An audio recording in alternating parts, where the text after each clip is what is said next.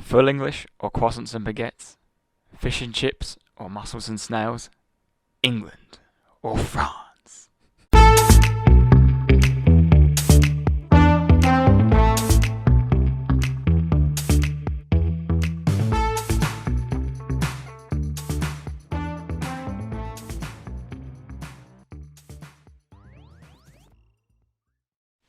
Evening, Tate.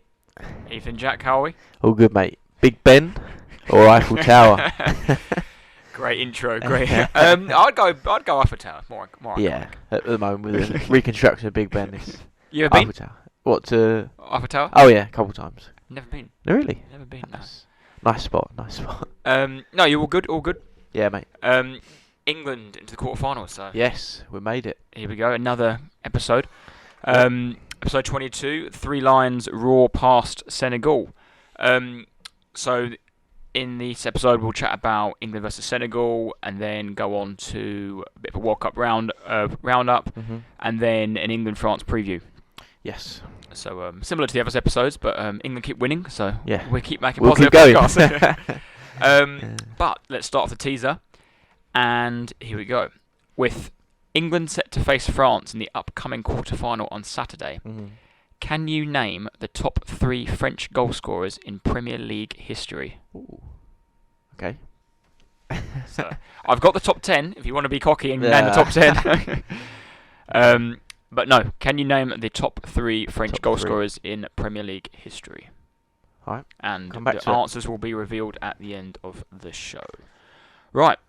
Only one place to Oh, start. sorry. Portugal just gone 1-0 up as we sat here. Is that Cristiano's replacement? Is it a Tavio fella, isn't it? A Tavio? Might be. Nice strike. I actually had Switzerland down as to win this to get through. But Long way to go, long way. So yeah, let's start at the Bayt Stadium. I'm glad you said it, yeah.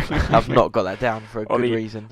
Bayt Stadium, I don't know how to Yeah. pronounce it. England versus Senegal. So going into this game, we both predicted a win. Yeah, I said 2-0. I think you went for 2-1, but Mm.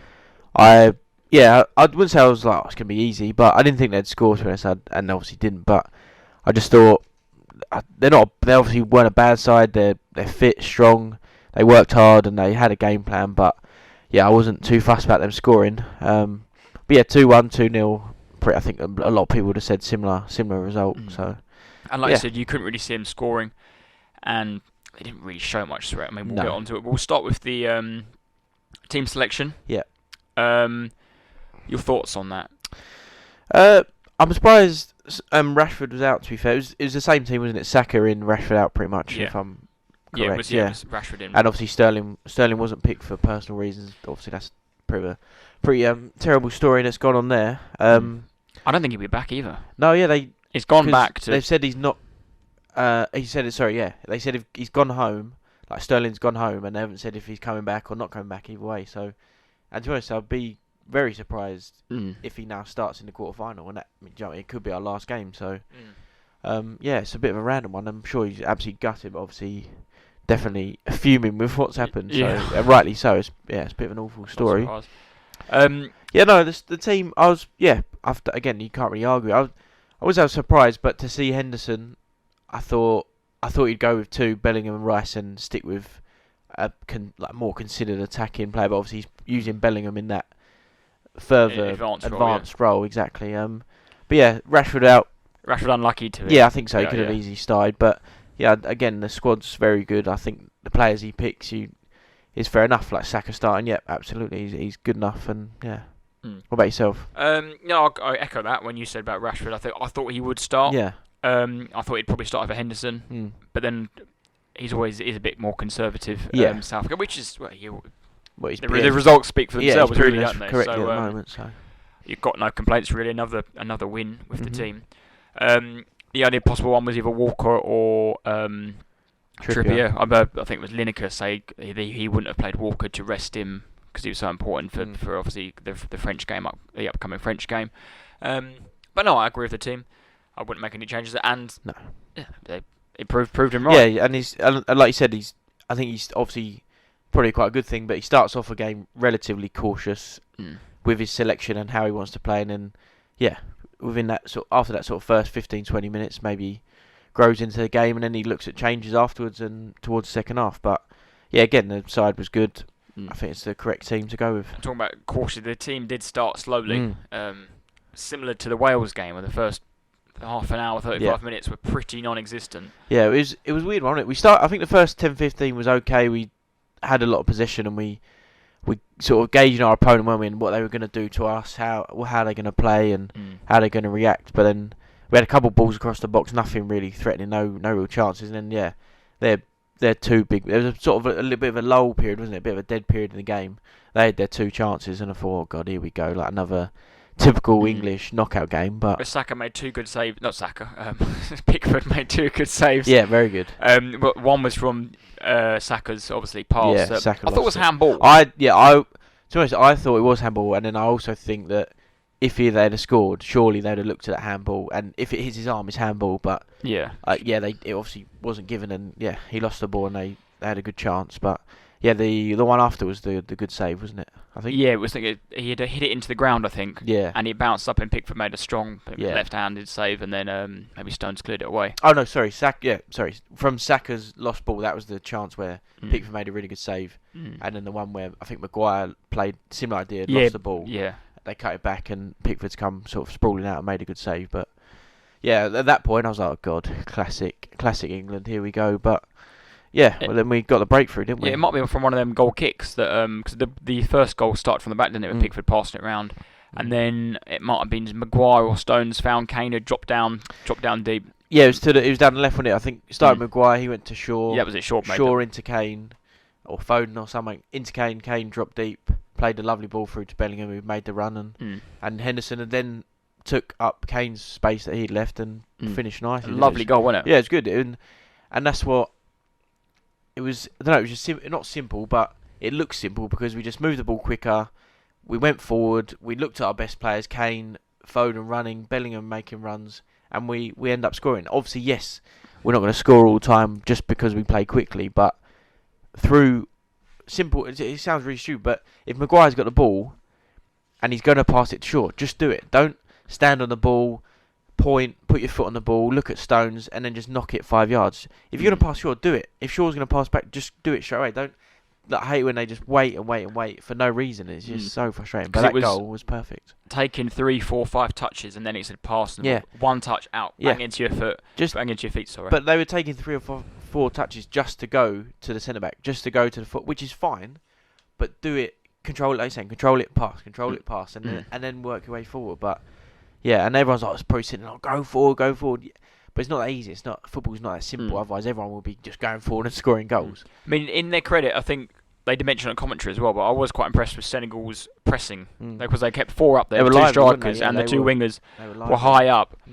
But then that's where the goal came from. They beat that press. Shaw's pass, Kane dropped deep, and then the runners didn't track Bellingham. Yeah. And with Bellingham grabbing the assist, at 19 years old and 158 days, he became the youngest player to assist a World Cup game for England since the stats. Exactly. He's good. He's very good. Squared it to Jordan Henderson, who scored his 3rd goal for England in his 73rd cap. And that was an unlikely player to be charging in the lovely box, finish as well. Left foot, weak foot, across the goalkeeper. For a player who doesn't score many goals. On his, like you said, weak foot, to do that in a big moment it's quite good to see, really, and strange celebration. Yeah, I think they both thought that as well. It was like they were stuck in the moment. I don't know if you've seen it, but they're sort of both head to head and almost kissed. I don't know. It was very odd, but I think they just were happy, obviously, and they ended up in that thing and just couldn't stop from doing that. So it was an odd one, but Bellingham's brilliant run forward, and Kane picked him out nicely, and Henderson. I don't know. It's just. Obviously, you see Kane all the time for Tottenham. He does that sort of thing, but when he's surrounded with good, sort of 9, 10 players who are very, very good, and also understand that Kane is ridiculous, so Bellingham's willing to run beyond him because he knows Kane's going to pass him the ball, and Henderson's thinking, right, they've done that. I need to get in this space because Kane's going to pass it to Bellingham. Bellingham's going to play the ball back. I've got to be there to score. So does Højbjerg not do that for Spurs? Oh God, no! Jesus, hopefully he's back home and. I'm watching the World Cup or just thinking about how to play. I just, no. But that's what I'm saying. Kane plays with Tottenham, plays with Højbjerg. Skip might be there, and Do you know what I mean? He hasn't got Bellingham charging forward and running in behind this. Yeah, but no, it was good to see. Good goal and good football, really. So Henderson's first ever goal at a World Cup, and I think I've read that this is his 6th major tournament for England. Really? Which obviously not 6 World Cup, but 6 major. Yeah, so it's and I worked out he played Euros. the 2012 Euros, then he played 2014 World Cup in Brazil. So the Euros was in Ukraine, wasn't it? 2012. Yeah, I think it was Hodgson's first one. I think it was Ukraine. Right. Yeah. And then 2014 World Cup in Brazil we played it. 2016 Euros was. I'm struggling here. Because 2018. Where did we finish 2016 Euros? Weren't great, was it? I can't remember. Must be penalties. I'll remember by the end of the show. Yeah. 18 World Cup was Russia he played in. Yeah. He started, and then 2021. That's 2020 Euros 5, and then the World Cup is 6.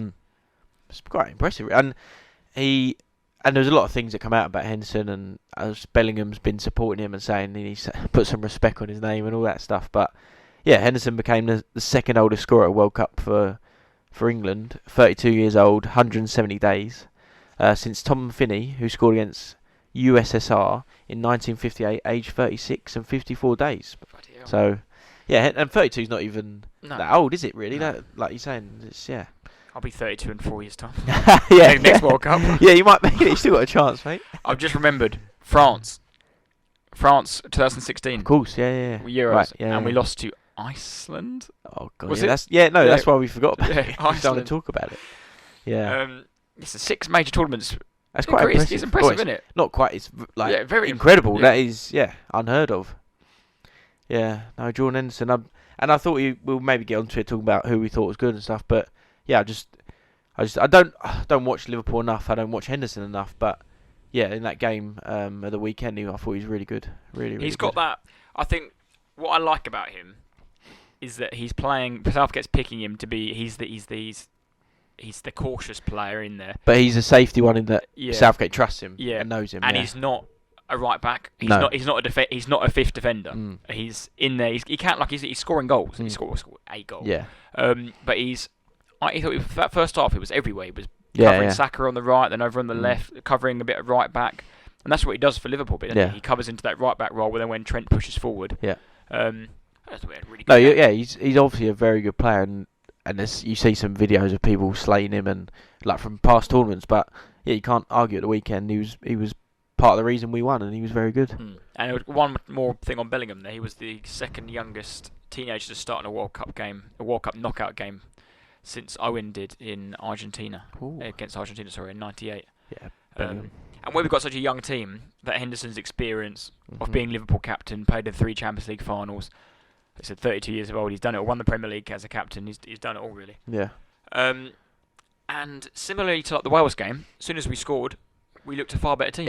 And we scored again pretty much straight away. Suddenly, everyone had relaxed a little bit. It sort of diffused the situation.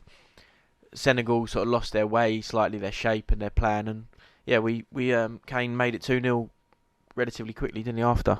Another lovely goal. Yeah. So Bellingham again got the ball, broke through the midfield. I was just screaming, pass it. Yeah. He didn't. He delayed, and then played the perfect pass to Foden, who first time flicked it to Kane. And that's why Bellingham's playing, because I was like you were like, pass, and then I think he got past someone, waited maybe a second or two, and timed it perfectly to Foden, who then, first time to Kane, and I think Southgate said he wouldn't want anyone else bearing down on goal, and you can't argue. I think everyone knows what if he's going to score here. So there was no doubt in my mind that he took that first touch, and you see him cock his right arm back, right leg back, and just it is like a gunshot. Like you said, he just cocks his leg back, and he's going to smash it in the corner or hard and low, and it's going to be on target. And Kane makes it 2-0. I don't think it was the best finish, but it was just he was never going to save it. No, he just hit it really hard, quite low. It was simple, but that made Kane just behind Rooney with one goal less, 52 in 79, and he's done it in 41 games fewer, which is quite impressive. Most goals at a major tournament by any English player, so he's on 11 goals, 7 goals at a World Cup, 4 goals at the Euros. And 3 assists so far this tournament. But who He's scored 11 goals in major tournaments. Who's number 2 with 10 goals? For England. England, yeah, I'm English. looking at his name right now. Oh, you've got it. Fair enough. Gary Lineker. Yeah. I think, yeah. Yeah, Mr. Lineker. Yeah. But yeah, no, Kane just, and again, that's this tournament so far. Everyone's like, oh, he hasn't scored yet, but 3 assists. That goal, he gets an assist. The pass to Bellingham initially was. Do you know what I mean? It just shows you how good. What did we both say last week on the podcast? He's going to get a goal. He's going to Yeah. a penalty. Yeah, Once he important gets a goal, that's for him. I think he was such a what's it, monkey off the back saying. Yeah, he was. You could see what I liked about it. What I liked about it when the second half came out and the camera showed all the players, his body language had changed. He looked more confident. He was at the tunnel clapping everyone in. Go on, guys, come on, let's do it. And he's selfish. He's a striker. He wants to score goals whether he's playing Sunday League or playing for England. And yeah, obviously that goal is huge for him. And yeah, well done. But he's been brilliant besides that anyway. And I think he's that sort of player. He'll always be good. He wants to score goals, of course he does. But he's do his absolute best and do everything he can to make sure we win. So. And he always will score goals. That's probably his first. Correct me if I'm wrong. I'm just trying to think out loud. His first real chance he's had. Yeah. In the 4 games. And in that game itself, he had one, didn't he, at Senegal just before where he blazed it over. But up until that game, he hasn't really, like you said, he hasn't got the ball in the box. His first, you'd say, should score chance. And he does. And you can't argue with that, can you? He's ridiculous. Yeah, very good player. 2-0 at half time that you're in dream, and that was it was comfortable. It was quite funny. I texted my dad. He watched it at the pub, and I was like, should we book Saturday? He goes, just done it, half time. The landlord wouldn't take it. The landlord said he was like, come back to me, and I'll come back to me after the game. And he was like, no, I'd take it. He was like, no, I don't want to jinx it yet. Oh, what a donut. And he then took it. It was comfortable. Took it full time. They offered nothing. They didn't want to. They just wanted that tight game, didn't they? 1-0 maybe, 0-0, get us on the counter. But yeah, they were offered nothing. But like you said, at the start of the show, they were pretty poor, weren't they? They had a couple of chances that Pickford made. Yeah, Pickford made a couple of brilliant saves, but yeah, without Mana, that loses a lot for them going forward. You know, was it Ismail Sarr? Plays for Watford, I think, in the like you said, he's championship. He's alright. Just not great. His pace caused Maguire a few problems, to be fair, but. No, I wasn't worried about them at all, especially at 2.5 half time. They didn't do anything, did they? No. And then the second half sort of continued as we ended the first, and it was it 15 minutes in, 57th minute? Yeah, 57th. Another nice goal. Oh, 2-0 Portugal. Pepe, must be some stat with old goal scorers. Right up there. Poor old Cristiano on the bench sulking. Cristiano Ronaldo. Sui. So I think was it Kane that played Foden through? I can't remember. Then Foden. Kane had the ball, but he got tackled and it fell to Foden, who then ran forward, beat someone, but then Koulibaly come charging out. He plays it across. Absolute clown, Koulibaly. I'm sorry, he's absolute donkey, clown. Isn't he? Just a donkey. He got the booking though, I bet. So. Yeah, no, I think he was the only booking in the game. He was, yeah. It was just, not a great one. Not a good game for the ref. Foden squared it across, and then Saka to nonchalantly chip home. It's nice, wasn't it? 3-0. Lifts it over Mendy. Game over. See you later. Get into the quarterfinals of the World Cup. That was good. A good finish, wasn't it? Lifts lifts it slightly. Mendy goes down and in the goal. 3-0. And after that goal, he's then. Nothing. I can't really. Not much happened. He started making subs. Yeah, I've got the subs. He made the subs. Rashford and Grealish on for Foden and Saka in the 65th. Mount and Dyer on 76th for Bellingham Stones, and then Phillips on in the 82nd for Henderson. So, but 3-0. Well, 2-0 was done, but 3-0 just confirmed it, and it was sort of now we can take our foot off the pedal slightly and sit back and relax. Really. One note on them.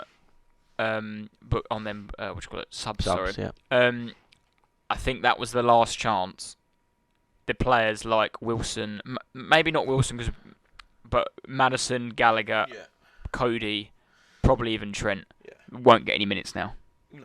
Because we're not going to be 3-0 up. Well, I don't think we're going to be 3-0 up against France. I can't see us being 3-0 up in a semi-final. No, and the thing is, or in a final, because you could say, maybe if we're really struggling, Wilson would maybe be that player, maybe. But then that's what I was about to say. People might say, throw Maddison on, he'll get us a goal. Well, no, he's got the subs he brought on, Grealish, Rashford, Mount even. Is in front of him, yeah. Yeah, that are above him, that if we need to change something, then they're the players to come on. So, yeah, I think you're right. I think the sort of experimenting and like you said, when we relax, giving minutes to players, it ain't going to happen now. The only one you could have maybe said was maybe Cody for instead of Dyer, because he's the team. Oh, Dyer he cannot play. He can't play against France, no way. But now we'll get on to our predictions, because shout out to Andy who asked the question. Yeah, we'll get onto we'll talk about Andy's question, but later on within the whole discussion, so we won't specifically go right. This is for you, Andy. But yeah, thank you very much for the message. So into the quarterfinals. I know just the last, like I said, 10 minutes, they just played the ball around. Nothing from Senegal. A little bit disappointed with them, to be fair. I think they had a shot at the end.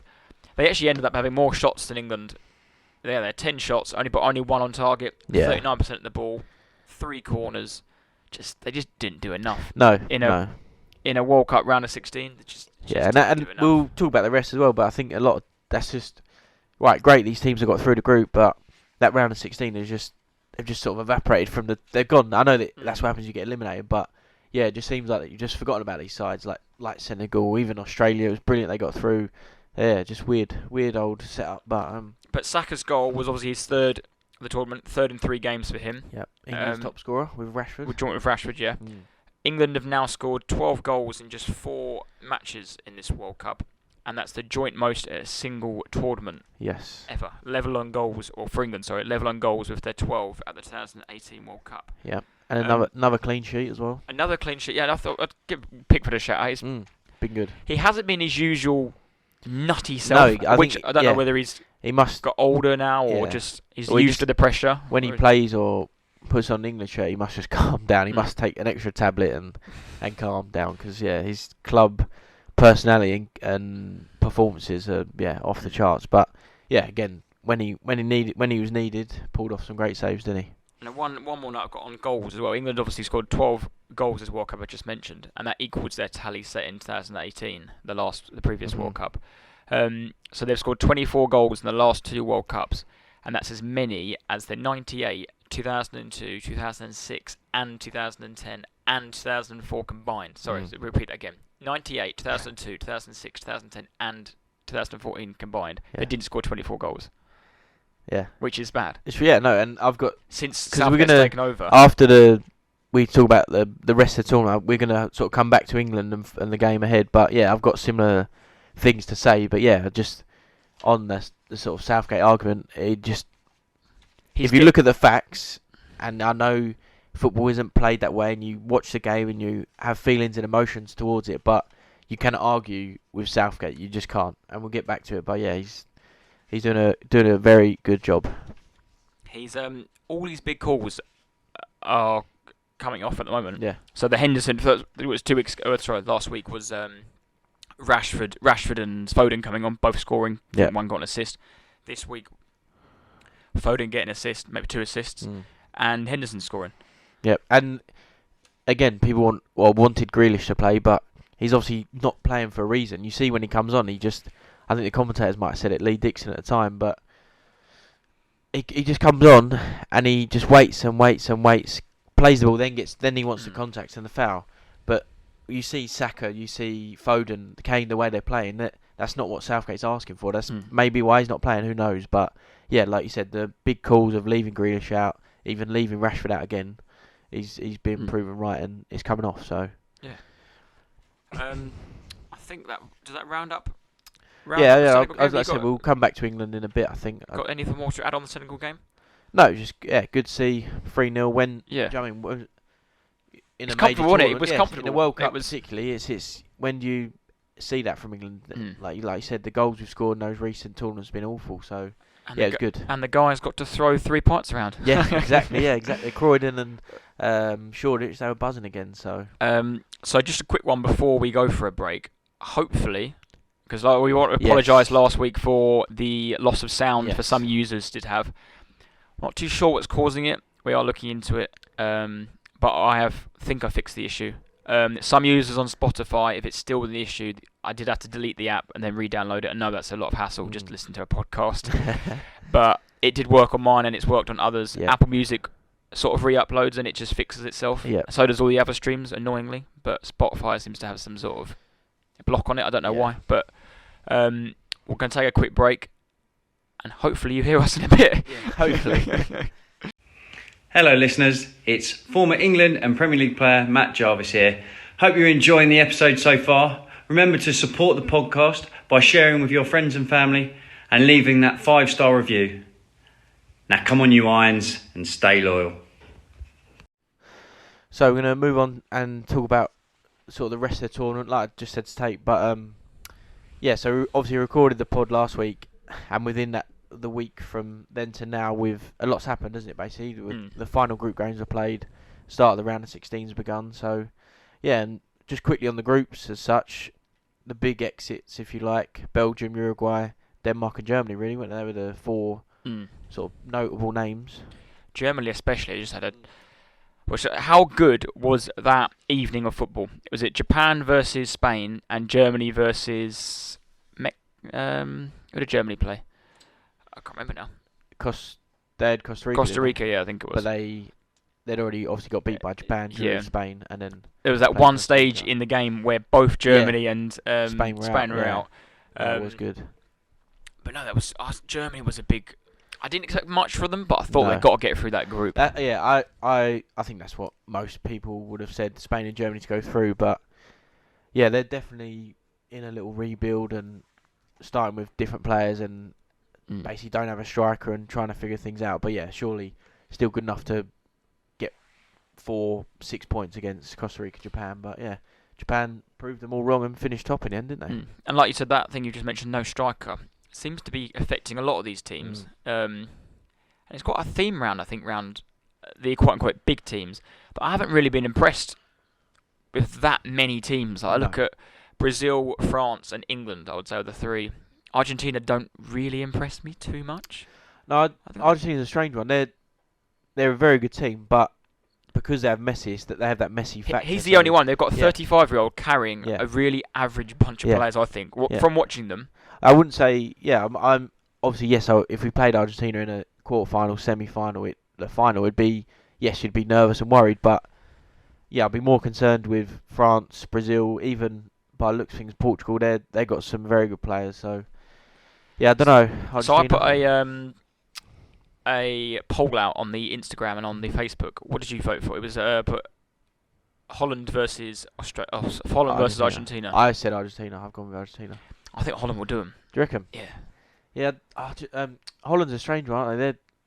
I know all I just said about Argentina, but Holland, I think they're quite similar. They got some standout players. Van Dijk, De Jong through the middle, maybe Depay up front is a good player for them, but then they're surrounded by some absolute donkeys. Like Vincent Janssen's got minutes, Blind's 30 odd, and not. Yeah, and that other one, who's a dynamic player. Who's the one who played for Everton, the midfielder?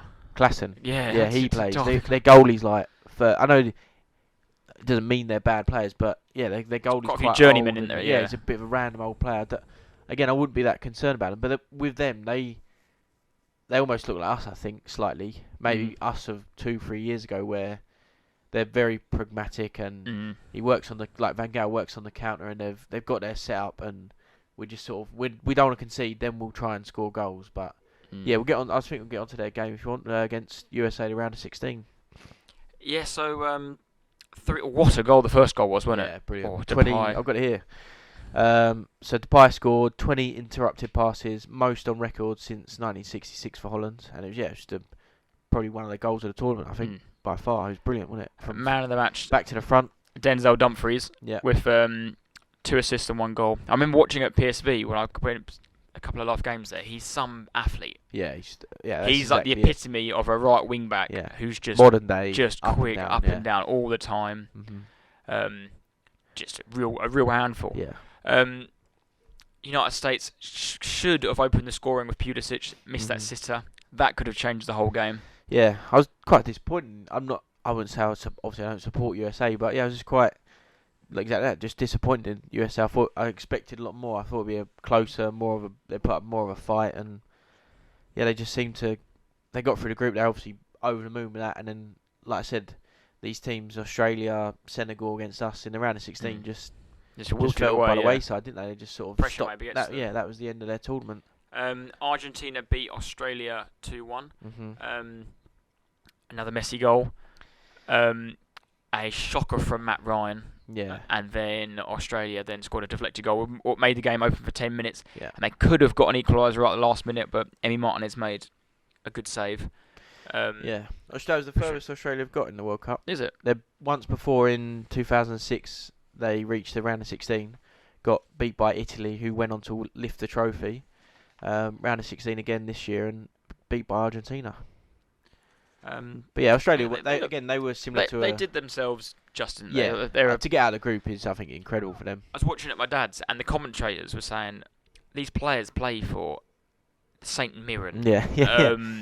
I don't know, Dundee. Yeah. They play in the A-League. Melbourne Wanderers, whatever they're called. Yeah. That's the calibre of players that they're playing against. At Stoke City, I think was the centre back was one of the best players. It's like, and Matt Ryan's the goalie, the most known player, and played at Brighton was okay, was a not bad goalie sort of thing. So yeah, to get out of the group for them was incredible, and they did really well, didn't they? But yeah, Messi, first goal at knockout stage for Argentina. Obviously his 9th World Cup goal, but all his goals have been at the group stage. And he looks good, doesn't he? Well, obviously he is good, but he's brilliant. He's got that bit between his teeth now. Yeah. This is his last, and if Argentina are going to win it, he's going to win it. He's going to be involved. He's going to be the person to win it. Yeah.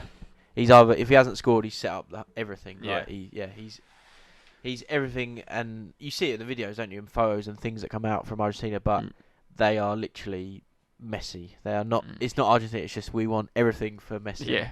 And that's fair enough. And even the players, like the likes of Martinez, come out, Romero, and they say, we literally, when you see Messi sprinting and running and scoring, that he's like, well, why am I not doing that? So they just do everything for that one man, and that's what is it. That's the bare minimum that keeps them motivated. So it's not too bad, is it? So, moving on to Japan, Croatia, 1-1, the first penalty shootout of the tournament. Yeah, it was a pretty boring one, wasn't it? So what is the date today? Well, the 6th.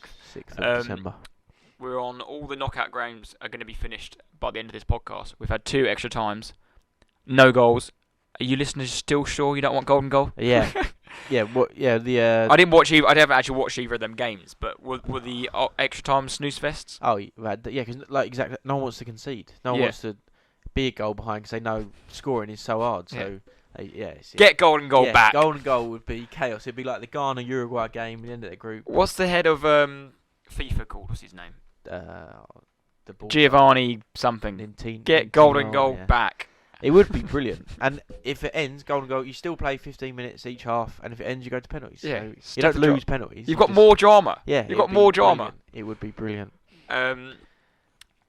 Yeah, poor old Japan, shocking penalties, but Croatia just did enough, really, didn't they? Yeah, Croatia just look. I know they're in the quarterfinals, so can't be that bad. But that game, they just look knackered. They just look old, and Perisic, obviously Modric. What a header! Yeah, great header. What a header! By the end of the game, they all brought them off because they just couldn't move. But Japan's penalties were shocking. Similar to who just played Morocco, Spain. Spain's penalties, bloody hell. Well, while we're on it, we might talk about it. Yeah. Another 0-0. Yeah, another snooze fest. Yeah. Did you watch the game? Watch bits of it? I watched parts of it. Yeah, I saw sort of the back end of it, and I think I text you. But Rodri, who's playing centre half for Spain, made.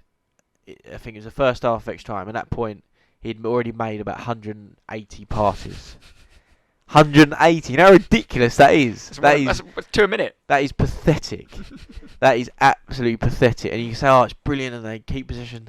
Who cares? So what? It is like, imagine, right, you're listening now, majority of people that listen follow England, English and support England.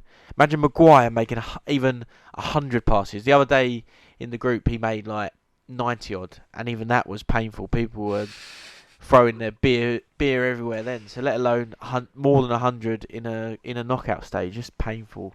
And you can do all that, and it just shows you Morocco defended for their lives, basically didn't have the ball the whole game, but won on penalties. So the Spanish get me well away from that. Spain, another team that don't have a striker, struggled. Then they've got Morata, but I think Morata could be a player that he scores quite a few goals, but I don't think there's one person who actually rates him. No. No one ever wants him. He scores goals like a little bit here and there, but no one actually ever wants him. Yeah. And they played a Costa Rica side of arguably one of the worst teams ever playing the World Cup. So, and yes, they battered them, but after that game, everyone was on Germany board. battered them, didn't they? Yeah, everyone was on board with Spain, but yeah, today it was just a boring game for them.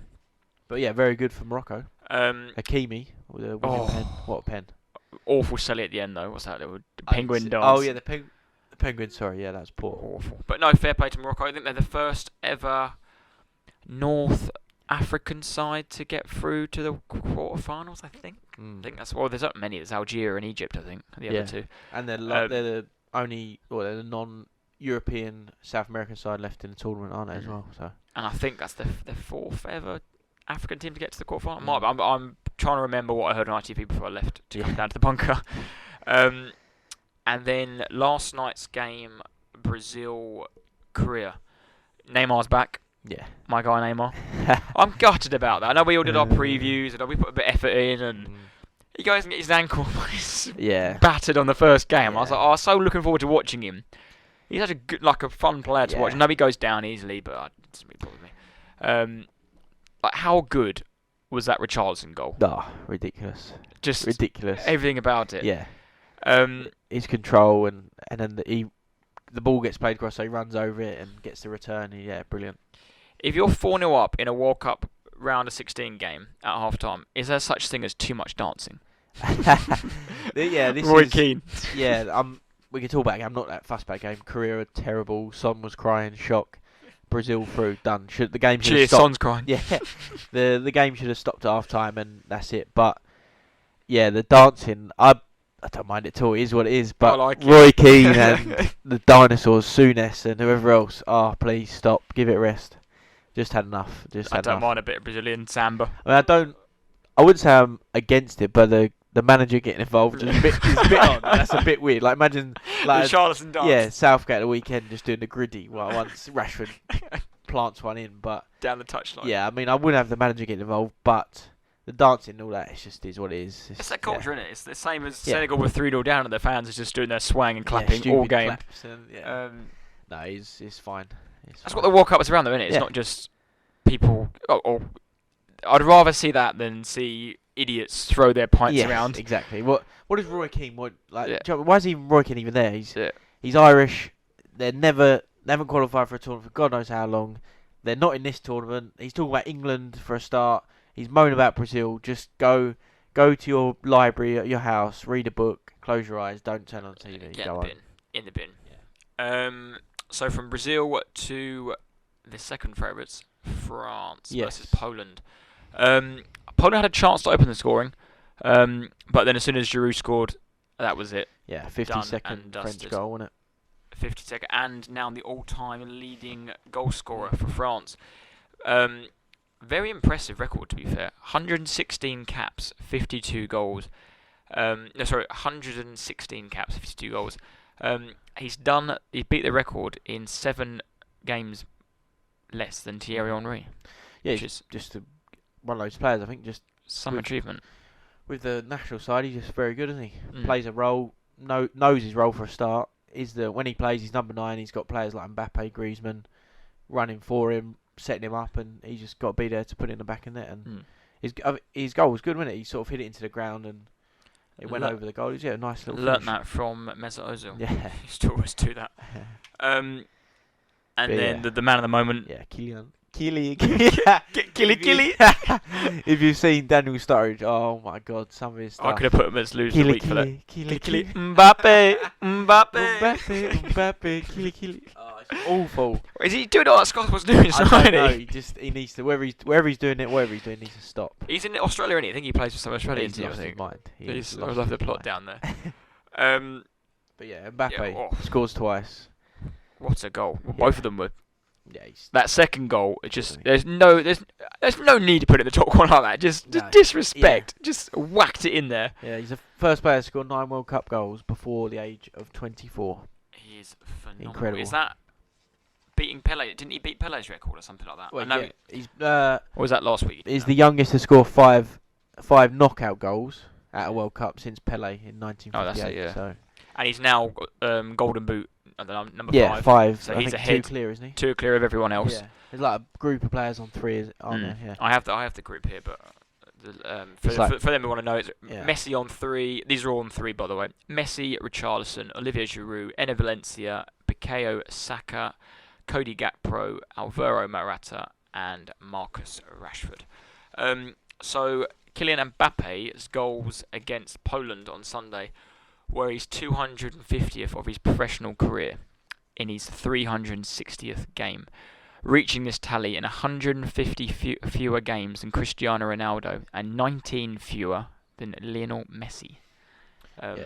He's some the danger player, man, isn't he? Some player. He's the one to obviously, worry we will about. get onto him in a bit, talking about England in a bit more in depth. And the final game of the round of 16, obviously England, is Portugal-Switzerland. Yeah, as we talk here. As we speak, 2-0 Portugal. Half time, yeah. I can't see anyway, but they haven't looked impressive, so I was a bit disappointed with them tonight. Yeah, I mean, I do that Super 6 where you try and predict, and I've said a draw, but yeah, I thought maybe, like I said to Tate before, but maybe the Switzerland's last game against Serbia took a lot out of them. It was a bit of a feisty affair, and there's a lot on that game, so yeah, maybe they just sort of ran out of gas. You said that before the pod, didn't you? Yeah. They looked. Yeah, mate, I just thought, I said a draw, and but I also just think that, yeah, maybe they'll play tonight, and that game just was their sort of cup final, if you like. They obviously hate each other, don't they, Serbia, Switzerland, and but yeah, no, 2-0. Obviously, no Ronaldo as well, so yeah, they look good. So we'll just run through the quarterfinals. Then we have Netherlands versus Argentina, Croatia versus Brazil, England versus France, and I'm going to jump the gun and say Morocco versus Portugal. Those will be played over the weekend, the 9th and 10th of December. Looking forward to them games. Yeah, it's good now. Look, sort of the big. I think someone said it earlier, but the big teams are. This is where it counts now, isn't it? And they're starting to turn up, and you'll see at the weekend who's playing well and who's really up for it. So I've got I printed off the World Cup winning odds before I came out. Brazil are the favourites, 15-8. France 9-2, second. Argentina 11-2. England 13-2. Spain were at time of printing. 8-1. Right. Cross them out. Yep. Portugal 12-1. I imagine they've gone down, as they're probably going to get through this round, and they don't have to play Spain in the next round. And then the Netherlands on 14-1. I haven't got Morocco's because I actually cut them off because I thought they'd be knocked out. But no, they're not bad odds for some teams out there. If you think Portugal could be in the semi-finals if they beat Morocco, playing the winner of England and France. Yep. You think Brazil would get past Croatia? Yeah, I think so. I think Croatia, that's quarterfinals against Brazil, is a step too far, I think. Which is set up a cracking. Hopefully cracking the semi is Brazil Argentina. That'd be incredible, wouldn't it? I think the South Americans got the best and most support out there, so yeah, that'd be some game. The least fake fans out there. Yeah, that'd be brilliant. And just a quick note, I just had a little note on Richarlison actually. Just probably talking about Brazil. The pigeon. Richarlison has scored as many goals, 10, in his last 9 appearances for Brazil as he has in his last 37 appearances for club Everton and Spurs. He looks like he really enjoys his football. Yeah, I mean, why wouldn't you? Why wouldn't you when you're playing with Vinicius and Neymar? And we might talk about Brazil in the next week or so, because obviously if they keep advancing and Richarlison keeps scoring, but yeah, exactly what you just said. He's the main man in a Brazil side with players like Neymar, Vinicius Junior, even the midfielders behind him, Casemiro. Yeah, it's a perfect setup. And for Tottenham, he's not necessarily been a starter. He doesn't play number 9 striker. He plays off the left or right in a defensive, horrible formation and style of play. And I think he just is a striker. He just needs to be a number 9. But then for Spurs, you're not gonna not play Harry Kane. You're not going to keep Harry Kane out of the side. So it's very tough. But yeah, it's good to see, and obviously, great and buzzing for him. But similar in the same breath as like West Ham fans going on about Paqueta, and like Moyes needs to when he's come back to West Ham and play this expansive style of football. Come on, you've seen it with Brazil. But yes, exactly the same. Paqueta is playing for West Ham. He's not playing with Neymar every week. He's not playing with Richarlison. He's not playing with Martinelli. Like he's playing with Cresswell and Jared Bowen on the wing. And on the other note, he's also not playing with Thiago Silva and Marquinhos and Alisson in goal. What allows you to play that expansive brand of football because you have the best defenders, the best goalkeeper behind you. Piqué obviously is a good player. He plays for Brazil, but he's not the best player in that Brazil side. Like you just said, he's surrounded by very good players, so he's obviously going to look better and hopefully play better. But I think for the club size, it's very different to what you see in international level. I mean, interestingly for Brazil, they've now used all 26 players of their squad. Yeah, so they subbed. Yeah, they subbed the Weatherton on, didn't he? You'd love to sign him at Everton, wouldn't you? They've become the first side in World Cup history to use as many as 26. Obviously, this is the first time we've had 26 players, but they've used every player in their squad. Yeah, that's pretty mad. It's quite impressive, to be fair. Yeah. But then I do quite like that he's given. I do, if I could be. This is nitpicking at its absolute finest. That Southgate maybe could have played Maddison for 2 minutes just to say I played at World Cup. Kick off the box. Like I know he's played Dyer twice. He probably could have given Cody 5 minutes. Like he's not going to harm. I think like you did. Goalkeepers are different. Like I wouldn't expect to change a goalkeeper. I think that's maybe I'm being a little bit disrespectful. Yeah. Subbing the goalkeeper, and then dancing in the corner. Yeah, it's a bit much, Brazil. Calm down. But no, I'm with you. Yeah, maybe, but I think he'd done it in the 2018, didn't he? When we played the third place playoff, he totally changed the side. So maybe if we get to the semis and lose, and we get to that game, he might do it then. But also, you've got your side. You want to win. Yeah, is what it is. And Neymar became the third Brazilian player to score in 3 different editions of the World Cup. The only 2 other Brazilians were.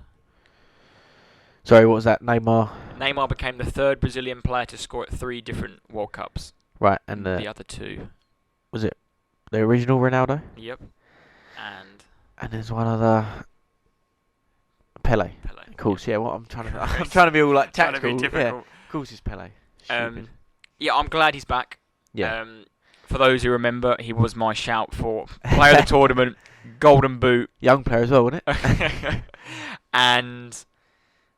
Was it player of the tournament, Golden Boot, and Brazil win the World Cup? Winner of the World Cup. I think Brazil. They're favourites, but I think they're on course. He's 4 off Mbappe. I mean, if he brings the goals back, that'd be quite incredible to see. Get some pens. Yeah. No, but he's still got it fresh out because we might as well touch on it now. We had. Should we ask the question? Was it your mum's question on Instagram? Yeah, go on then. Should we shout out? What's our Diane, Insta tag? To get the followers up. I think for Diane, it's just a K. Might be K Diane Brown. I don't know why she's gone for that setup, but go on. Read the question out. I'll get to the. Yes. So her question was, boys, who is your player of the World Cup so far? Player of the tournament of the World Cup so far? Sorry, it's K Brown, Diane, and like Tate just said, who has been your player of the World Cup so far? Go on, you lead the way. We were chatting a little bit off air about this, and I was like, for me, there hasn't been that many outstanding players. No. Like the teams have looked good, and you think you've had players there and there. I do think it's probably a toss-up between Mbappe and Messi. Do you reckon? I think I'd have to go Mbappe just because he just he's frightening. Yeah, He's I know.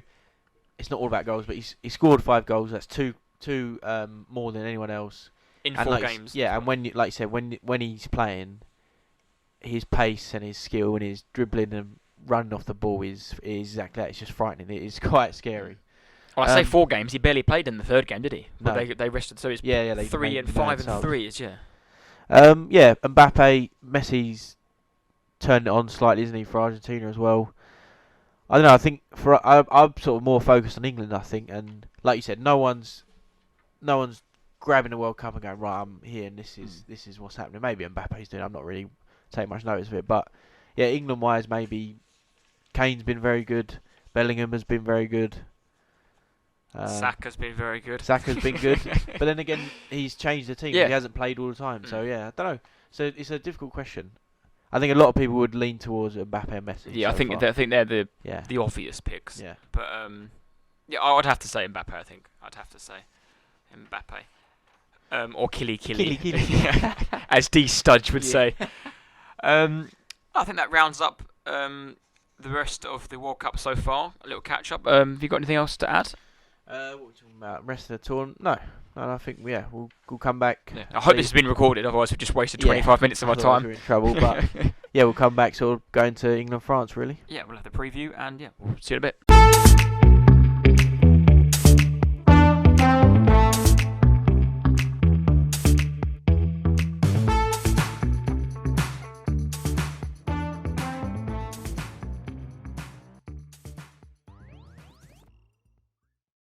Right, England versus France preview. Saturday night, 7 o'clock kickoff. Yep. You in the pub? You got? I'm not sure. Yeah, there's loads of. Going to your brothers, or we're not sure. Yeah, there's a few ideas popping about. Might be down the local gym in Boreham, but yeah, we'll see. Not sure about yourself. I'll be in the Orange Tree, the regular. Nice. Got a table. My dad's booked a table for 6 people, I think. So there'll be a few people there. It should be good fun. Yes. So it's sort of this side of the draw has gone, quote unquote, on paper like you would expect it. Yeah. I think I predicted England quarter-final end. Yeah, I thought they'd play France. Yeah, I think most people. I think I sort of said semi, but leant towards quarter final because everyone assumed we'd, like we said, get France at this stage, and we have. And yeah, I think this is the big moment, isn't it? Really for England. The danger men for France. Obviously, we've touched on Killy. Griezmann is playing well for France, although he's had a bit of an average couple of years, really. Dembele looks fit and could cause Shaw problems, I think, with his pace and his directness. Yeah. Although he seems to do everything but the final ball. Yeah, I'm not sure. Like you said, with Dembele, look, he is quick and he's skillful and he can beat a man, but yeah, I think that end moment, the shot or the pass is not always there, and that's what Mbappe's got. Yeah. Mbappe's got pace, skill, can run past people like they're not even there, but he also can put it in the top corner and set someone up. So. And he's so good on both feet. Yeah. You don't never know which way he's going to drop a shoulder and go. Giroud obviously scores goals wherever he goes. But there should be a player that maybe Maguire, for example, something you should look forward to. Yeah. Physical battle. He's not going to outrun Maguire, No. and vice versa. Same as Stones, but he could maybe bully Stones. I don't know, but you would think they'd have enough to. They would be happy to deal with him rather than poor old Kyle Walker that's going to be faced with Killy. That's tough, yeah. That. The midfield for me doesn't strike me with much. Like Rabiot, I think is bang average. Like he was linked with United in the summer, and then we all sort of laughed and slated that. He's had a good World Cup so far, but I don't think he's. I would rather Declan Rice or Jude Bellingham. Do they play two in the middle? Yeah, with Tuchel Mekidemeni, who's had a really good tournament, to be fair. Could be a potential shout for a young player of the tournament. Yeah. And then their back four has been predominantly Jules Koundé, Rafael Varane, Upamecano, and Theo Hernandez. Yeah. Both fullbacks I think you can get at.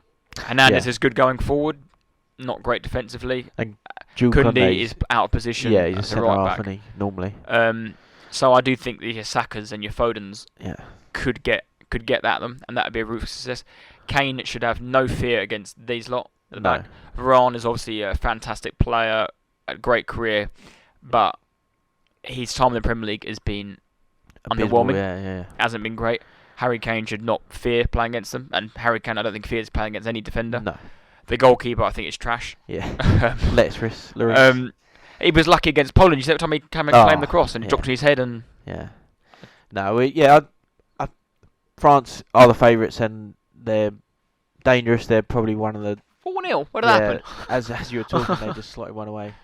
Yeah, and I think it'll be incredibly tight.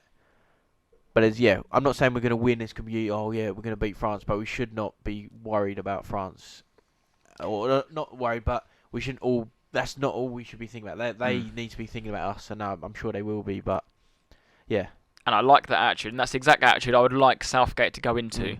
We'll talk about the teams and that, but because we had a question from our listener Andy Borden on Instagram. If you'd like to follow him or not, and he's asked for our predicted team for the French game.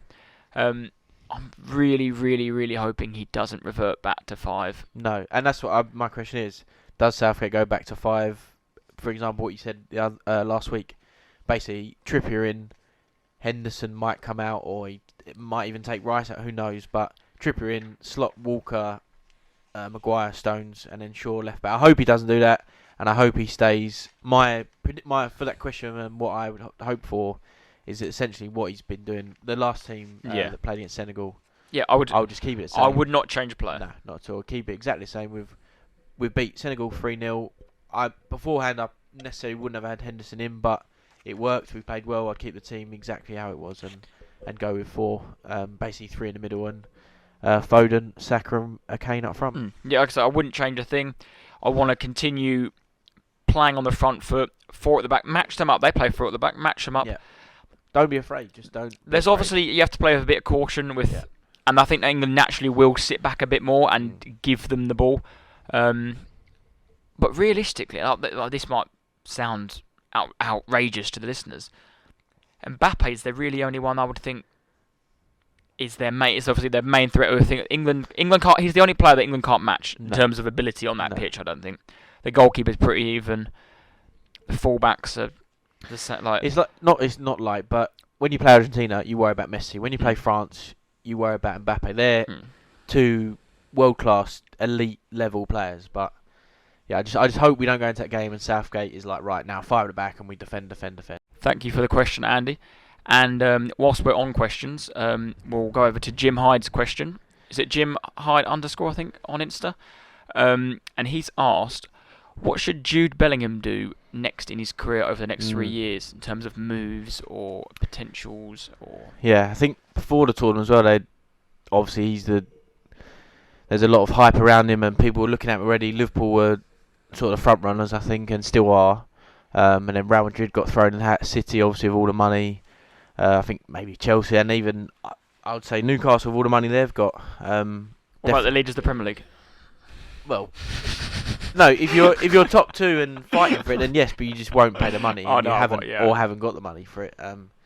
But yeah, I think I would like to see him go to Madrid personally.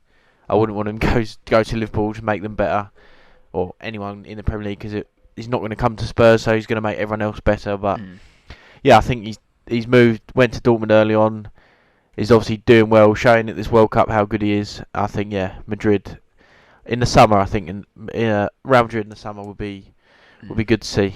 I think he's tailor-made for Liverpool. Though. I just seeing him Klopp sort of player, and I'm pretty sure there was maybe some sort of paper talk about an agreement being in place or something like. Obviously, he was a player they needed in the summer, and it's quite clear the season's panned out so far.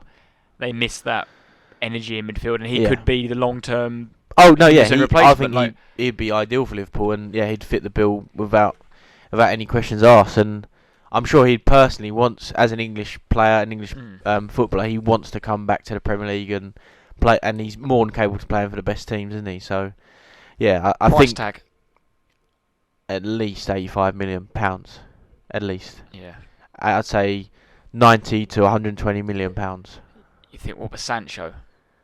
Oh yeah, I think but I think that's the price tag. He's not going for any less than Sancho, is he? I think he'll go 100 to 130, 35 million euros. Yeah. And then 90 to 120. Yeah, I reckon 100 does it. Yeah. I think. And I think it'll be like a flat fee of like say 100, and then if he does this, if he does that, if the club does this, if we achieve that, then they'll just keep adding up. But yeah, he's got to be at least 100 million. Jude Bellingham, hopefully not to Premier League side, but I think he'll play the rest of the season at Dortmund, and then in the summer I think there'll be a massive bidding war basically over who gets him. So England-France quarter-final. The last time these played in a competitive game was 2012 at the Euros, and we drew 1-1 in the group. It's Hodgson's first game in charge, wasn't it? Les got header, and who scored the equaliser for France? I actually know this. Samir Nasri. Yes, it was. Rat. Your mate Nasri. Absolute rat. Yeah, and we've never played France in a World Cup knockout stage. Have we never? No. Not in a World Cup. And like I said, the last meeting in a major tour, obviously we played in friendlies and random games and internationals, but major tournament, Euros 2012 was the last time that we've played against each other. I've got a hot take for this game. Go on. The winner of this tie, England versus France, wins the World Cup. Another goal. He's got a hat-trick. Yeah. The guy 5-1. who replaced Ronaldo has scored a hat-trick. Gonzalo Ramos. Wow. Yes. That is my. I woke up this morning and was like, that's my hot take. Because Brazil, I think, on the other side of the draw are the ones to watch. Yeah. Who I think will potentially meet the final. Whoever gets there. I think Brazil, and like you said, the winner of this game. Yeah. I know that's typical English, but I think if we beat France, obviously Portugal look very good, don't they? And they look as though they will get through to the semis as well. But I just think, yeah, it's our time to get to the final. Mm. But if we have to beat France, which is a monumental task of the weekend. Or ifs, buts, maybes, I'm pie in the sky, whatever. Yeah. Would you rather, as a neutral, England get knocked out, blah, blah, blah. Yeah. Would you rather watch a Brazil versus France final, probably the two best teams, or an Argentina versus Portugal, Messi versus Ronaldo final? I just saw that question in. Can you imagine? Can you imagine social media? Argentina versus social media would be chaos. But the GOAT fight. Imagine Messi Speed. Imagine Speed's live stream. Messi versus Ronaldo would be incredible, wouldn't it? No, I don't know. I mean, I said I don't know. Yeah, Argentina versus Portugal would be incredible. Because although I think Brazil will win it, I'm not as if I love Brazil and I want all them to win it. But yeah, I don't know. Argentina versus, that's a good idea. I don't know. That would be Should we just do that anyway? The social media would just break. Yeah, definitely. Would be the most trending thing ever. It'd also be the most disgusting, feisty final ever, surely. Fernandez, a little Bernardo Silva runabout. All the Argentinians, Romero, 2-footing everyone. Di Maria. Flying headbutts. It would be chaos. Why does Otamendi still play? I don't know how, Surely there must be a 25-year-old Argentinian somewhere sat at home thinking, bloody hell, what am I doing here? But prediction for the England game? I think it'll be very close and very tight. I think 1-1. And I think we're going to win on penalties. I think. And that leads me into the question that Jack texted me. We actually forgot to do it last week, but obviously as we're in knockout round, we have the opportunity of doing penalties. And Jack said, let's put together, or we do it separately, our 5 penalty takers for if we get to a penalty shootout. Yes. So, do you want to give me your 5, or do you want to start from the top, or do one each? Do one, you take one, I'll say one, then we go through. Yeah, we'll do it there and have a little discussion. I'd say first name, Harry Kane. Yep, tick. So, 2 reasons why. Best penalty taker, and barring injury, he will play 120 minutes. He'll play the whole. No doubt. Yeah, and now maybe we'll discuss that, but Harry Kane, first name. He'll take the first or the fifth, whatever for system or organisation they do, Number 2. So, I would go Harry Maguire. Would you? Maybe not 2, but he would be in my top. He would be in my 5 because he'll be on the pitch. He's got a history of taking them. He seems pretty confident taking them. Yeah, true. I would put him in my 2. I'm ticking him. I thought about. I don't know. I was going to say about players. I think about Declan Rice, but his penalties for West Ham. He's got a shocking record. Yeah, his 1 out of 3 for West Ham have been poor, but then he will play. I think. It's hard, isn't it? At the start, at the starting 11, if Saka's on the pitch, he will take one. Yeah, if he's on the starting pitch. But I'm nowhere near as confident in him as I am even in Harry Maguire. I'm more confident in Harry Maguire score. I know. I don't watch redemption. The redemption. He's back. Yeah, I know you have a soft spot for him for other reasons. Spot, I think you could say about that. But I think Saka would take one. I think Trippier comes on. Yes. And I think possibly Callum Wilson comes on and takes one. Yeah. But if he's not, then it's sort of between Foden, the midfielders, Rice, Bellingham. Rashford would take Henderson. one. Or does he bring? Or if Rashford is not playing, does he come on? I wouldn't say it's a toss-up, but it's much harder to nail down 5 for me. Because where it's in the squad, like you said, it could be you're picking who. Yeah. I do think if it goes to 120 minutes, I don't think Saka's on the pitch. Yeah, agreed. If he starts. Yeah. Because I think he'll then try a Rashford, But if we're just doing the starting lineup, Trippier I would trust Trippier for penalty. Yeah. I wouldn't have Henderson. Although he's got a bad record for England. He missed against Colombia. He missed. No. What was the one he did in he missed in a warm-up game, wasn't it? awful one. It was Middlesbrough Stadium. yeah, it was really cocky. He took it off. Took the ball off Calvert-Lewin. Yeah, and he missed should have it. taken it. Yeah, and awful. I wouldn't have Henderson, but yeah, he's difficult, isn't it? Yeah, Kane, Maguire, Saka if he's played Here's one that for you. time. Go on. Pickford. And I was thinking Pickford because did he take one or He took one He's in the got a- Nations League. he's got a He didn't left take foot, one in the hasn't he? World. He didn't take one in the Euros. No, but he's got a leather boot. But yeah, I don't know. It's difficult. It's very hard. I would bring on Trippier definitely. It's on the bench. I'm just looking at it. You've got Trippier, Pope. No, you wouldn't make a controversial sub. A Ramsdale or Pope on. Do a Van Gaal. God no. No, I wouldn't do that. Pickford's a joke. Cody. No. Trent. Possibly, but then you'd bring on Trippier, I think. Could bring on both. And bring them all on. Trent's got quite a good record for him in shootouts. I think he scored in the League Cup final and in the FA Cup final for Pens. Yeah. Wilson potentially. Maddison and Gallagher. No. Definitely Gallagher shouldn't even be there. No. Maddison. Where was I looking earlier? He's got the second best conversion rate for penalties, but he's taken a lot. I think he's taken 14 for Leicester. And I'm probably going to go against what I just said because I said I'd bring on Trippier and I'd actually bring on Callum Wilson, but I don't like doing that. Yeah, I think the game again. I forgot who was it before. Just now, Spain brought on Cerebro or something, Cerebro, whatever his name is. Come on, with like moments to go, misses a penalty. And I'm not saying he missed a penalty just because he come on towards the end, but when they bring him on with like minutes just for that moment, for that player, it's such a big moment, so much pressure. You are on to score, and if you don't score, what the hell are you doing there? And I don't like that. So I'd bring these players on with like a fair amount of time. I know you can't predict, and you want to win the game. You don't want to just bring on Wilson it's very hard, but yeah, I've gone against what I've just said, but yeah, I don't like it when they just bring on players for that moment. Here's a question for you. Penalties. 4-4. For the fifth one, France have just missed. Fifth one coming up for England to win. You've got the chance yourself to either nominate Harry Kane to take it, or you step forward and you take it, and you step forward and take it yourself. Harry Kane. You can put yourself as a folklore. No way. Folklore into the semi-final. Or you obviously take the hit of being nominating the podcaster. Yeah. The podcast who's missed a penalty.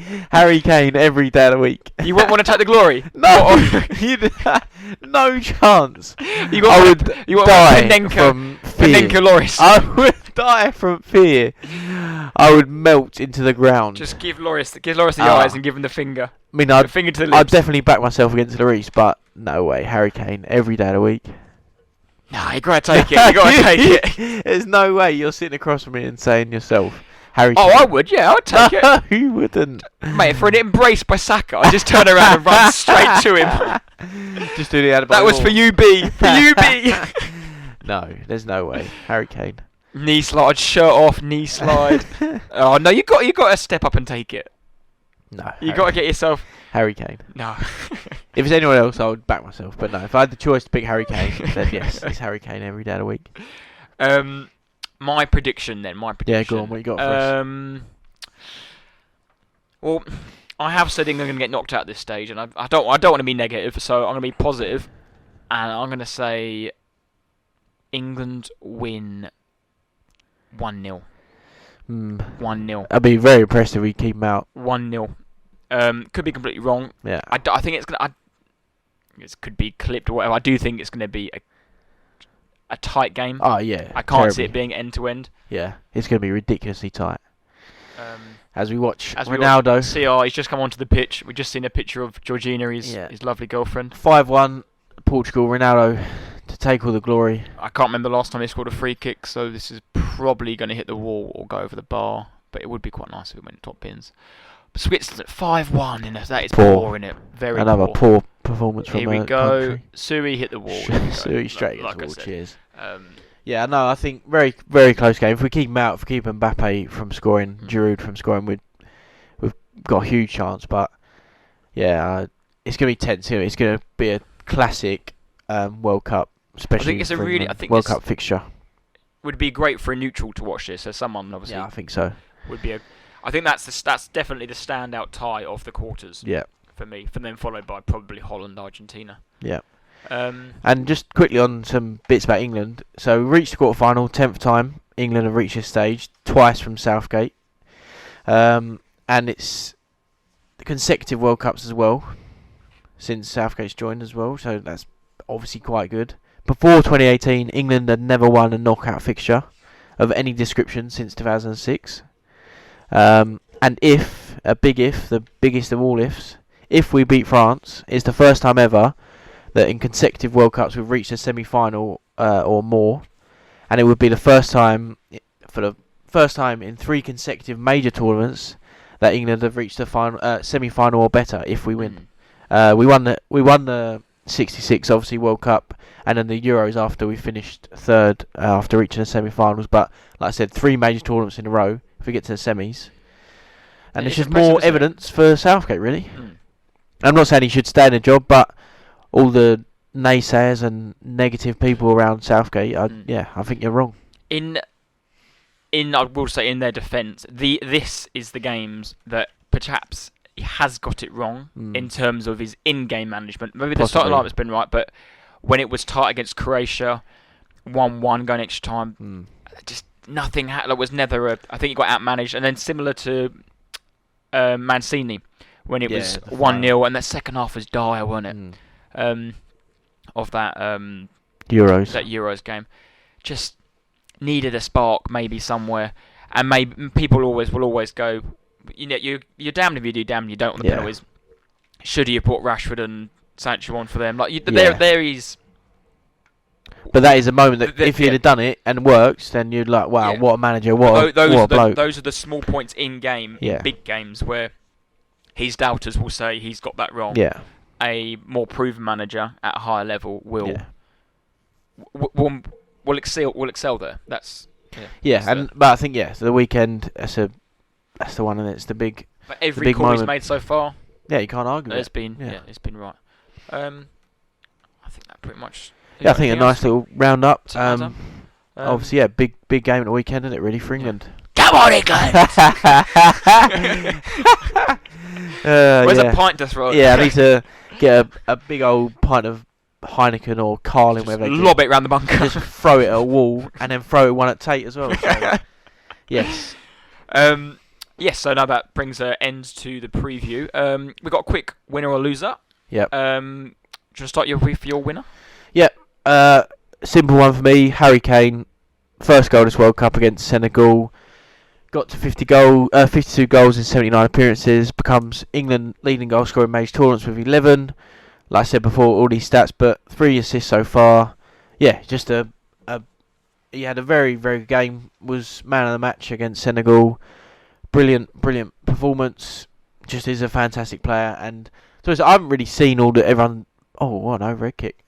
Everyone's saying about Kane that he's not very good. I haven't really seen all that. I don't really understand that. But there's a lot of tweets and a lot of stuff you see online that everyone's saying that now all those people that doubt him, now you can see. But I don't believe in anyone did anyway. But essentially, he's a joke and he's God.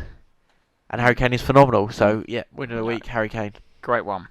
So, my winner of the week is, a bit of backstory to this, is the cameraman who kept going back to Luis Suarez crying on Friday night versus Ghana. So after finished work Friday night, me and my mate Jamie from work went down to the Railway in Liverpool Street for a couple of pints after work. You've been in there before. It's nice, small, typical London pub. 2 massive TVs, I think like 70 inch each. And because it's quite a small pub, one's on one end of the wall and one's on the other end of the wall. One was playing the Ghana versus Uruguay game, and the other game was playing Korea versus Portugal. Portugal, yeah. And Korea scored.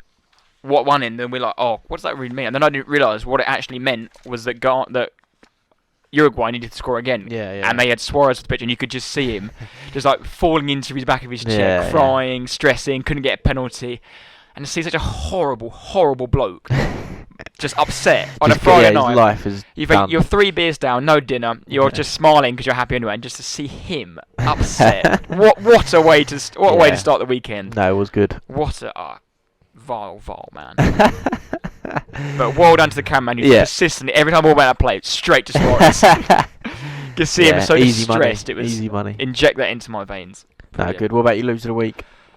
Loser of the week. Well, we all woke up to the news on Sunday that Gabriel Jesus is out for 3 months. Ooh, tears. And gutted for you, mate. Arsenal's title bid is gone. Where you've got Man City, you've got their robot just sitting in his...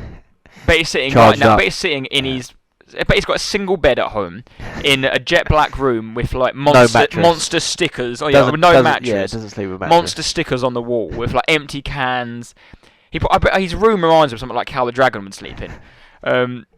He's just sitting there like resting, just probably pacing around, ready to score more goals, growing his greasy blonde hair. While our best striker is just had knee surgery, is out for 3 months. At least, yeah. Yeah, not great. No. So what, Arsenal? He played like 45 minutes this World Cup, and now he's out for 3 months. No, my loser of the week was Arsenal's title bid. Yeah, I think. Unless, drum roll please. Unless Mr. Edward Nketiah can step up. Imagine this. The 3 months he's out, Eddie steps up, getting the goals. Imagine how unbearable the podcast would be if Eddie started getting goals. It wouldn't happen. It's bad enough at the minute, the amount of chat we get to Saka. The spreadsheet getting up. It's the dream, but no, my loser is Arsenal's title bid. Yeah, couldn't have happened to a nicer, better club. Jesus has got injured just before his birthday on 25th of December. He won't be back to Easter when he resurrects. Oh, that's a good one. No, yeah, it's quality. Love it. He's through. Cristiano. Left foot. Oh! I think he's offside. Is he? Yeah. No Sui. No Sui tonight. And he's never scored in a knockout. Has he not? No, it was him and Messi. They've never scored in a knockout until Messi did it. Well, yes, sorry to interrupt. No, talking about Ronaldo. My loser of the week is... miles off. Yeah, he's miles off. Ronaldo's best mate, as of last 2 weeks, Piers Morgan. I just said, what a prat. The whole Cristiano Ronaldo saga... He's like just become his little fanboy, his hype man, his like little groupie. I just think it's such a weird, strange behaviour from, I don't know, what is he like? Must be 50s, Piers Morgan. Late 50s. Late 50s, just embarrassing. He's like one of those fat nerds trying to befriend the cool, popular kid by complimenting him and defending him at every opportunity. And I just think him, and some of his tweets, like the supposed move that isn't happening to Saudi or might be happening, whether it is, and like Piers Morgan, I think he quotes something like, well, that's not true. Like, he's just such an idiot, absolute donkey. And I just think he's a donut. Ronaldo doesn't care, doesn't even like you. Just, move on with your life. I don't know what's going on. He's used you to move out of Ronaldo, to move out of Man United, didn't he? He used that platform for his own advantage. Piers Morgan, loser of the week. Very good one. Right, so we... end on the teaser? Yes. Right, so I'll just repeat it for you quickly. Yeah, please. Can you name the top 3 French goal scorers in Premier League history? Henry. Yep. Number 1, obviously. Now.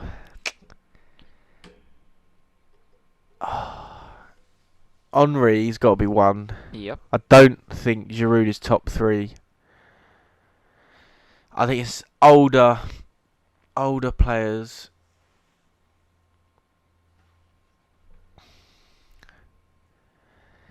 Oh,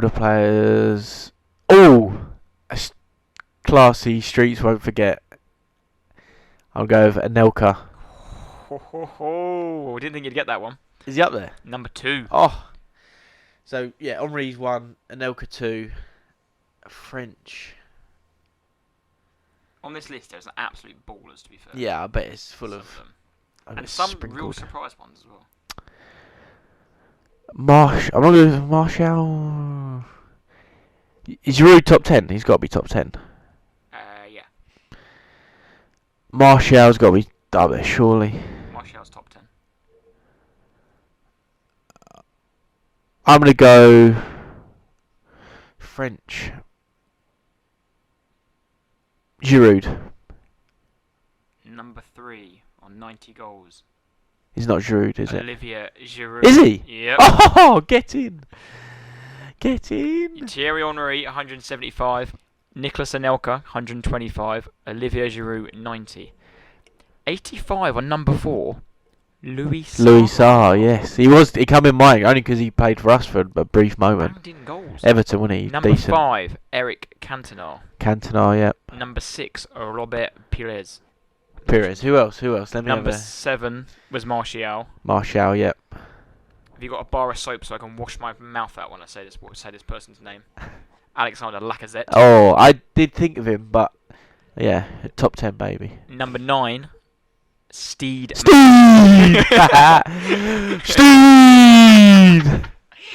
How many has he scored? What a joke! That is. How is he in there? 39. Bloody hell! And number 10, we mentioned on the podcast earlier, the rat Samir Nasri. Oh yeah, Nasri. That is the top Steve 10. Malbronk's made him. What a guy! 39. Steve Malbronk. He's like 4'2". 39. Little stump. Fulham What a legend. man. Yeah. Fulham legend. No, well done. Quality. I thought you'd get Henry and I thought you'd get Giroud. Yeah. Anelka, I wasn't too sure because people forget about Anelka. Yeah. I only said him because obviously I had Henry in my mind. I thought about Henry in that period. He had a young Anelka. Anelka's has actually played plenty of games, but yeah. Played at Arsenal, Liverpool, City, Bolton. Bolton and Chelsea. Yeah. No, I like it. Good question. And West Brom. And he was, yeah, with the Brom. gloves, and he basically did nothing. You think he played like 3 games and got banned? Yeah, He yeah. got suspended for that Quality. celebration. No, I like it. Very good. No, well done. I think that brings an end to the podcast. Yes. Again, thank you for listening. Yep. Thank you for your questions, and obviously, this will be posted out tomorrow morning, so Wednesday morning. We will. So the semi-final is on. Quarterfinal is on Saturday. Yeah. So podcast probably usual will be on Tuesday. Yeah. When is the semi after? Not sure. A few days. It can't be a week after, surely. No. Sorry, the semi is on that. Semi is on the Tuesday. How is it? Semi is on the December the 13th or 14th. Ooh. So maybe not. Depending on maybe Monday. How we do. Depending on my injury. Yeah. I am running the marathon as it says in the bio. Yeah. But I've got a slight groin issue. A little niggle. I ran half marathon a couple of weeks ago and I've got a slight niggle that I'm nursing. So maybe a Monday podcast. We never know. But we will keep you updated on socials. Yeah. And again, thank you for all following. Yeah. You're adding your inputs on the Instagram and Facebook. It's brilliant. I will try and convince all your listeners that golden goal is the way forward. Yeah, we'll keep ramming that message home, and I think definitely golden goal. But like Tate saying, the Facebook and Instagram, Twitter and stuff. Just keep getting involved, keep sending us stuff. Obviously it'd be great if it's related to football, but anything, whatever you want to have a chat about and listen to, then we're more than ready, and more than welcome to do it. But keep. Like we always say, keep sharing it, pass it on to someone else, someone new that hasn't quite listened to it yet, and we'll talk to you very soon. Episode 22, over and out. Nice one. Stay loyal. Stay loyal.